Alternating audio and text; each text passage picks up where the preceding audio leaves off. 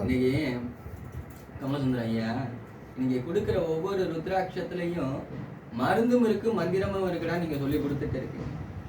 அது உண்மை.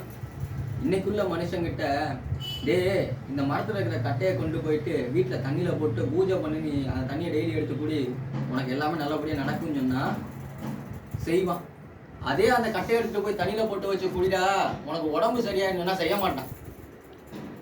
இதான் மனுஷன். நீங்க கொண்டு போயிட்டு ஒரு ருத்ராட்சத்தை, ஒரு 5 முக ருத்ராட்சத்துல உடம்புக்கு தேவையான எல்லா மின்கடத்தியும் கிடைக்குது. ஒரு இரும்பு சத்துல இருந்து எல்லா ஒரு எலக்ட்ரான் பவரும் கிடைக்குது. அப்படிங்கிற போது அது ஒரு சிறந்த மருத்துவ குணம் உடையது ருத்ராட்சம் அப்படிங்கிறது. இந்த மனுஷங்களுக்கு நீங்க எவ்வளவுதான் கொடுத்து அதை தண்ணியில போட்டு குடிடான்னு சொன்னா அது மண்டைக்கு ஏறாது. அதே ஒரு 1000 ரூபாய்க்கு நான் ஒரு மருந்து கண்டுபிடிச்சிருக்கேன்டா, இதோட விலை 2500 ரூபா ஆகும், வாங்கி கொண்டு போய் சாப்பிடுன்னா உடனே அதை செய்வோம். இதாங்க என் மனுஷனோடது. தயவு செஞ்சு விட்டுருங்க, ஒருத்தருக்கு சொல்லாதீங்க. சொல்லாம இருக்கிறது நல்லது. ஏன்னா கலியுகத்துல இந்த மனுஷன் நல்லதை கேட்கவே மாட்டான். எப்படி கேட்கவே மாட்டான். அதே கெட்டதுக்கு ஒரு விலை வச்சு இது இன்னென்ன விலைடான்னு சொன்னா கியூல நின்று வாங்குவான். இதான் இந்த மனுஷன்.